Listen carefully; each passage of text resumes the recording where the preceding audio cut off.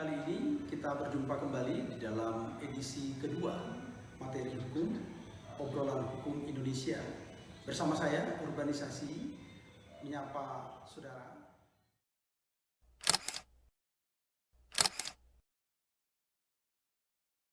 Kita kembali akan membahas mengenai hukum perdamaian.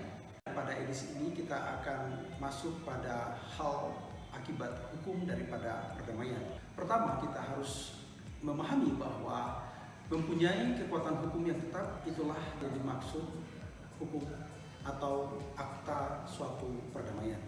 Jika suatu perdamaian telah diputuskan, maka putusan itu disamakan dengan putusan biasa.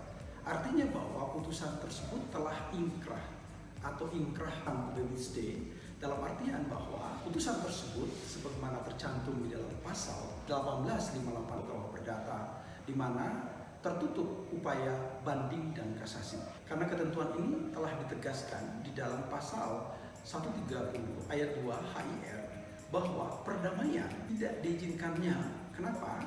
Karena sejak awal putusan perdamaian tidak diperbolehkan mengajukan permintaan banding, sebab sudah melekat pada putusan perdamaian nilai kekuatan hukum seperti putusan yang sudah mendapatkan suatu kekuatan. Karena dikatakan mempunyai kekuatan hukum, maka juga melekat yang disebut dengan kekuatan eksekusi. Akibat hukum yang berikutnya ini adalah suatu kekuatan hukum yang mengikat, ya, dan mempunyai kekuatan eksekusi. Sehingga jika para pihak ingin membatalkan suatu perdamaian, maka kedua belah pihak harus menaati isi daripada perjanjian tersebut sesuai dengan ketentuan pasal 13 KUH Perdata, bahwa kedua belah pihak yang telah mengikatkan dirinya maka harus menaati. Kemudian 1338 KUH Perdata bahwa di sini berlaku asas fakta sunt servanda.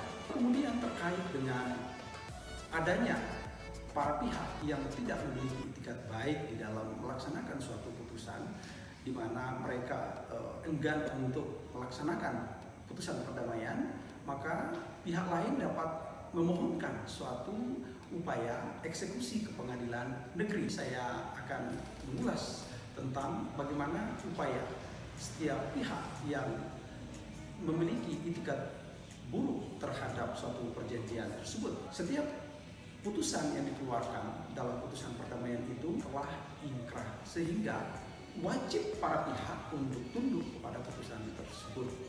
Apabila kedua belah pihak tidak mampu melaksanakan putusan tersebut, maka terhadap putusan perdamaian berlaku ketentuan pasal 1339 dan pasal 1343 KUH Perdata. Nah, di sini para pihak harus menaati dan memenuhi isi putusan perdamaian, tidak hanya menurut bunyi atau rumusannya, tetapi juga dari segi tujuan, dari segi sifat perdamaian. Kemudian harus memenuhi kepatutan, ya, serta kebiasaan, sehingga penataan putusan perdamaian harus sesuai dengan apa yang diputuskan oleh Mahkamah Agung Republik Indonesia yang tertuang di dalam nomor 1245 garing K SIP garing 1974 pada tanggal 9 November tahun 1976, yang isinya adalah pelaksanaan suatu putusan dan tafsiran suatu perjanjian tersebut, tetapi juga berdasarkan sifat objek, persetujuan serta tujuan dan telah ditentukan di dalam perjanjian. Nah, artinya dalam hal ini tidak saja kekuatan hukum mengikat yang melekat, ya, pada peraturan perdamaian, tetapi melekat juga di dalam kekuatan hukum eksekutorial. Hal ini berarti bahwa suatu pihak yang enggan isi persetujuan perdamaian dilakukan secara sukarela, maka pihak yang lain dapat mengajukan permohonan eksekusi kepada pengadilan negeri agar pihak yang ingkar tadi dapat memaksa atau dapat dipaksa memenuhi isi putusan perdamaian yang dimaksud. Dan jika perdamaian tidak dapat dilakukan, ya, maka ada upaya lain yang bisa dilakukan oleh para pihak, yaitu meminta bantuan kepada kekuasaan hukum baik itu kepolisian maupun itu kepada aparat yang berwenang lainnya. Jelasnya bahwa semua ketentuan eksekusi terhadap putusan peradilan yang sudah berkekuatan inkrah panjang tadi ya, berlaku sepenuhnya terhadap eksekusi putusan perdamaian. Apabila keputusan perdamaian itu mengandung eksekusi real yang diatur dalam pasal 200 ayat 11 HIR atau pasal 1033 RV, berlaku sepenuhnya dalam suatu hal yang bersifat eksekusi putusan perdamaian.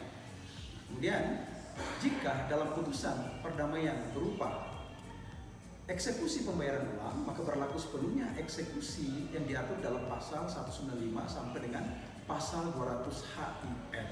Dan apabila eksekusinya mengandung pelaksanaan suatu perbuatan, maka untuk melaksanakan sesuatu berlaku sepenuhnya ketentuan eksekusi yang diatur dalam pasal 225 HIR. Dengan demikian, penataan dan pemenuhan suatu putusan sama halnya dengan penataan dan pemenuhan putusan yang mengandung atau yang terkandung dalam suatu kekuatan hukum. Yang pertama adalah adanya penataan dan pemenuhannya dapat dilakukan secara sukarela. Yang kedua, pemenuhannya dapat dipaksakan melalui suatu proses eksekusi jika salah satu pihak enggan untuk menaati dan memenuhi secara sukarela. Jadi pada prinsipnya bahwa putusan perdamaian memperpendek dan juga mempersingkat suatu proses penyelesaian perselisihan di antara para pihak yang berselisih. Demikian kali ini yang dapat saya sampaikan kepada saudara dalam obrolan hukum ini. Semoga bermanfaat.